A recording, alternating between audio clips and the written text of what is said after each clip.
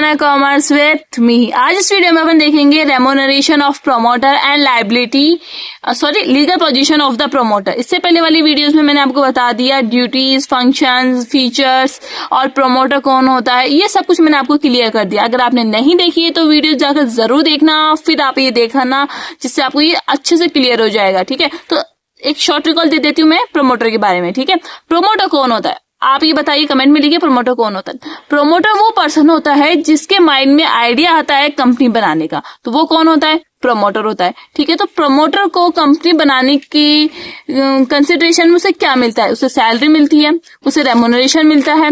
ठीक है, तो रेम्यूनरेशन कब कब दिया जाता है, पहला रेम्यूनरेशन उसे दिया जाता है जब वो प्रॉपर्टी सेल करता है प्रॉफिट पे। अगर देखो 10 लाख की प्रॉपर्टी अगर वो 15 लाख में सेल कर देता है तो उसे क्या दिया जाता है, उसे रेम्यूनरेशन दिया जाता है। तो कब मिलेगा प्रमोटर को रेम्यूनरेशन, जब वो प्रॉपर्टी सेल करता है कंपनी की, कब, प्रॉफिट पे। ठीक है, सेकंड रेम्यूनरेशन उसे कब दिया जाता है, जब वो प्रॉपर्टी सेल करे इन कंसिडरेशन ऑफ शेयर्स के बदले में अगर वो प्रॉपर्टी सेल करता है तब उसे रेम्यूनरेशन दिया जाता है।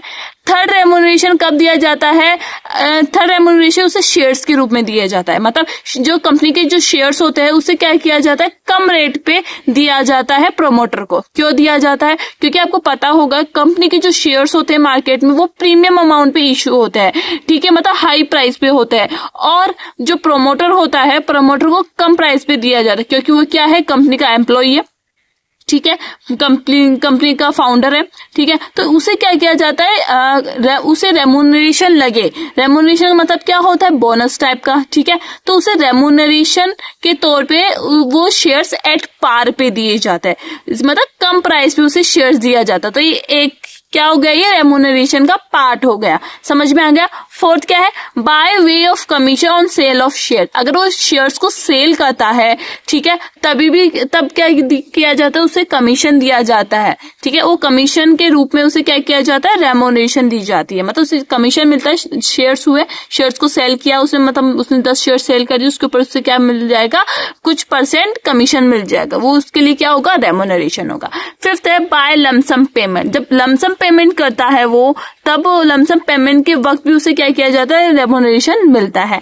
ठीक है, सिक्स्थ है by allotment of shares allot किए जाते हैं तब उसे कुछ शेयर्स दे दिए जाते हैं, तो वो क्या होता है, रेम्यूनरेशन के तौर पे वो शेयर्स काम करते हैं। तो आपको समझ में आ गया कब कब रेम्यूनरेशन देता है, जब वो प्रॉपर्टी सेल करता है प्रॉफिट पे, या वो प्रॉपर्टी सेल करता है शेयर्स के बदले पे, और कभी कभी क्या किया जाता है, जो कंपनी के शेयर्स होते हैं उसे पार पे ही दे दिए जाते हैं, मतलब कम रेट पे ही दे दिए जाते हैं, और वो शेयर्स सेल करता है किसी अदर पार्टी को, तो उसे क्या किया जाता है, शेयर्स के ऊपर कमीशन मिल जाता है, वो भी क्या होता है, उसका रेम्यूनरेशन होता है। लमसम पेमेंट के ऊपर उसे क्या किया जाता है, रेम्यूनरेशन दिया जाता है, और शेयर्स अलॉटमेंट के वक्त दिया जाता है। ठीक है, अब अपन लीगल पोजीशन पढ़ेंगे। अब legal position of the promoter देखेंगे। ठीक है, देखो लीगल पोजीशन मतलब जो प्रमोटर होता है उसकी पोजीशन क्या होती है कंपनी के अंदर में, क्या वो एजेंट होता है, क्या वो ट्रस्टी होता है, क्या वो फिड्यूशियरी रिलेशन होता है क्या कंपनी के साथ, ये सब कुछ अपन देखेंगे। ठीक है, देखो एजेंट का मतलब क्या होता है, कंपनी के लिए काम करना। ठीक है, तो अपन देखते हैं नाइदर एन एजेंट। जो प्रोमोटर होता है वो क्या नहीं होता, एजेंट नहीं होता। क्यों नहीं होता, अपन देखते हैं। He can not B an agent of the company which he promote because his principal does not exist at that time when he act on its behalf। देखो ये क्या बोल रहा है कि जो प्रोमोटर होता है कंपनी का एजेंट नहीं होता। क्यों नहीं होता, क्योंकि प्रोमोटर का काम क्या होता है, कंपनी बनाने से पहले का काम होता है। मतलब जैसे डॉक्यूमेंट्स इकट्ठा करना, मेमोरेंडम बनाना, कॉन्ट्रैक्ट करना, वो काम होता है। और उस वक्त तो कंपनी खुद ही एग्जिस्टेंस में नहीं आती, मतलब उस वक्त तो कंपनी खुद ही नहीं बनती, तो वो कैसे एजेंट का काम कर सकता है कंपनी के बिहाफ पे। तो यही ये बोल रहा है कि जो प्रोमोटर होता है वो एजेंट का काम नहीं है। मतलब प्रोमोटर एजेंट नहीं होता कंपनी का, क्योंकि कंपनी उस वक्त खुद ही एग्जिस्टेंस में नहीं होती। तो देखो company does not exist at the time when he act on it's behalf. जब वो कंपनी के बिहाफ पे काम करता है तब वो कंपनी ही खुद एग्जिस्टेंस में नहीं होती। तो अपन ऐसा नहीं कह सकते कि जो प्रोमोटर होता है वो एजेंट है, मतलब वो कंपनी क्या, मतलब प्रोमोटर एजेंट नहीं होता कंपनी का। तो valid satisfaction required existence of the principal at the time. तो अगर उसका एग्जिस्टेंस हो जाता है, कंपनी बन जाती है, उसके बाद आप कह सकते हो कि प्रोमोटर एजेंट है।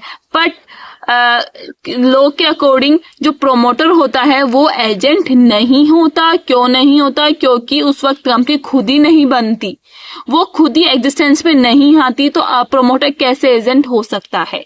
तो ये समझ में आ गया कि जो प्रोमोटर होता है वो एजेंट नहीं होता कंपनी का।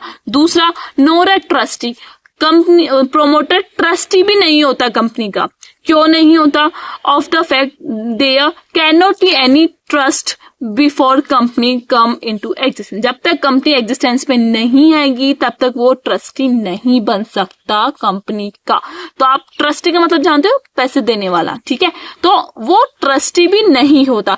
अगर वो एजेंट भी नहीं होता, ट्रस्टी भी नहीं होता, क्यों नहीं होता? क्योंकि उस वक्त कंपनी का एग्जिस्टेंस ही नहीं होता, कंपनी खुद ही नहीं बनी, तो वो कैसे एजेंट कैसे एजेंट होगा, वो कैसे ट्रस्टी होगा किसी कंपनी का, ठीक है? तो वो होगा क्या?